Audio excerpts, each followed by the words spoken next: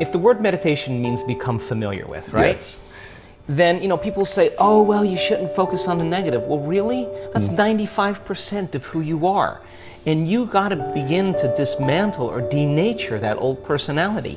And that means you're going to have to come up against the cravings that the body has emotionally. Like it's 8 o'clock in the morning and you're doing your meditation, you're normally in traffic and you want to get angry and your body's going, hey, you're off schedule. So let me just find something that's mapped in the brain that I'll bring up a past experience why you can feel a little anger. Well, now once you become aware of that, now the game is on, right? Yes. Because now you're working to become conscious of that and not go unconscious again. And it takes an incredible amount of awareness. Yes. It takes a great amount of consciousness, and you can't have consciousness without energy. So you got to raise your energy in order to get to it. Otherwise, you're going to be consumed. Yes. You're going to return back, right? So if you start becoming familiar, so conscious of those unconscious thoughts, they would never slip by your mind unchecked by you. Now, that is when you really catch yourself, right? And the research shows that you can get better at this. You could actually sense the thought before it comes. So then you start firing and wiring new thoughts. You start thinking to yourself, who am I going to be when I open my eyes? Well, how am I going to make a difference in the world today? Who am I going to be? How am I going to love? How am I going to give? How am I going to serve? How am I going to contribute? What things do I want to really do today?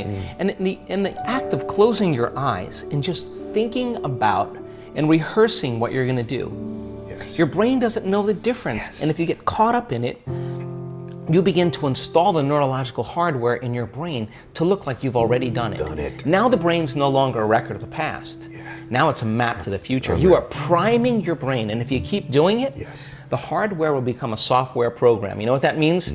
You just might start acting like a happy person. Well, there's no surprise there. You installed the circuits. Stress hormones arouse the body so you have your attention on your body. Stress hormones alert the brain so you're aware of everything in your environment, like an octopus with tentacles in all different directions. You got to control and predict everything in your life.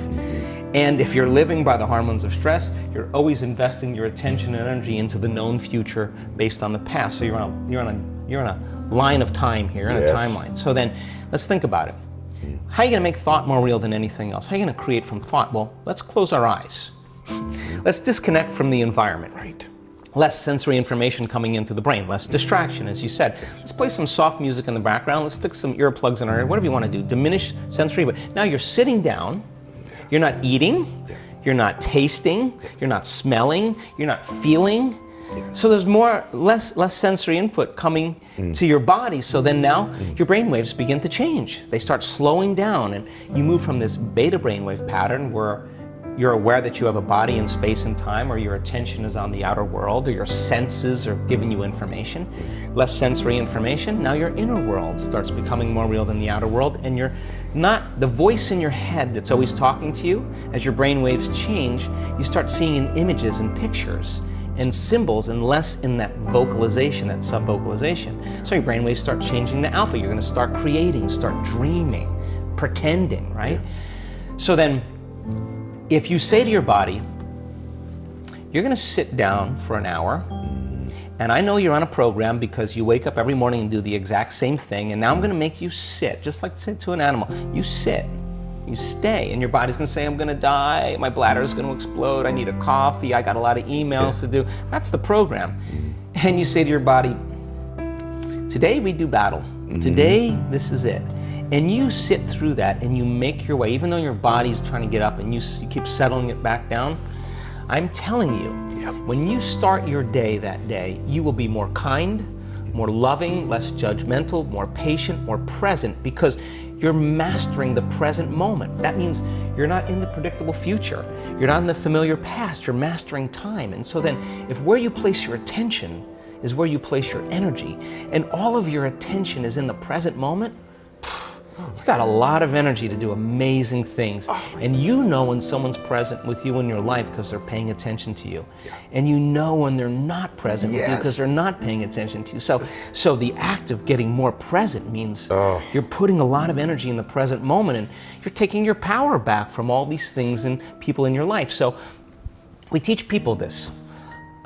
as they start breaking through and they start being able to unfold into this field as an awareness, and they're not putting their attention on their boss or their ex or their wife or their kids or their cell phone or their WhatsApp or their Facebook, they're not thinking at all. So then, as they're sensing the space, they can't think. And if you can't think, you can't analyze. And if you can't analyze, the analytical mind is what separates the conscious mind from the subconscious, which just opened the door. Wow. And so now you can reprogram in there, right? So then, it's so important then that of the infinite places you can put your attention, let's put it on your heart. Now, where you place your attention is where you place your energy. Why? Because we want this center to bloom. 1,400, 1,300 different chemicals that restore and regenerate the body.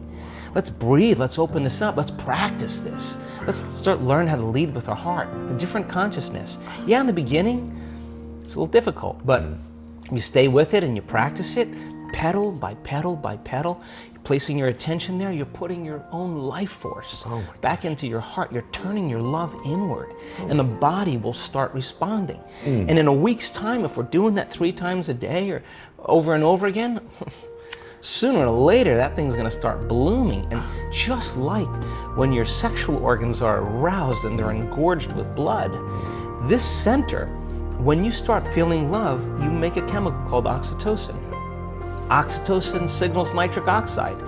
Nitric oxide signals a chemical called derived endothelial relaxing factor. You know what that is? It causes the arteries in your heart to literally open up. So your heart is going to be filled with blood and oxygen and nutrients. It's physiological. It's going to feel full. You're going to have a heart-on, in a sense. Your heart is going to fill, right? And when that happens, you experience a level of love that passes all understanding. Your cup runneth over. I mean, it is, and people they're sobbing because they realize that this center finally, like a child. So then back to your question, let's demystify meditation, because it has so many stigmas around it. Close your eyes. Retreat from your life. Disconnect from your body. Disconnect from your environment. Disconnect from your schedule. And just give yourself an hour or 45 minutes or 20 minutes. Because when you invest in yourself, you invest in your future.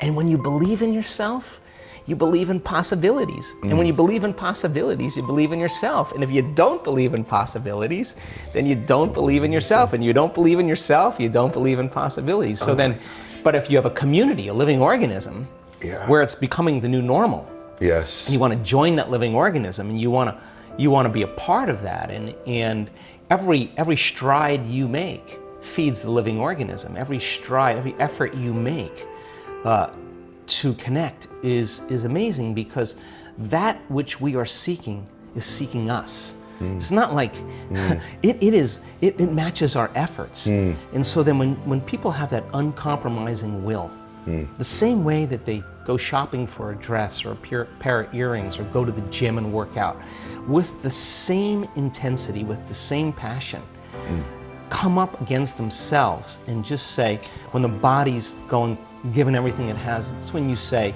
that's all you got? That's it? That's all you're going to put out? I'm ready. And so then, when you start overcoming that, the side effect of it is that all of a sudden you're happy for no reason. And you're less seduced in believing that you need something outside of you to make you feel better. All of a sudden, you're feeling better every day without anything outside of you. And now all of a sudden, you start showing up unpredictable in your life. They're saying, that Ed guy, he's different. He's on a different medication. Something's going on with it. But in actuality, you're just freer, right? And so then as we begin to remove these layers that stop the flow of the divine in us, that in essence in us, the side effect is we become more willful, we become more mindful, become more conscious, we become more loving. It's its nature, you know. It just becomes who we are.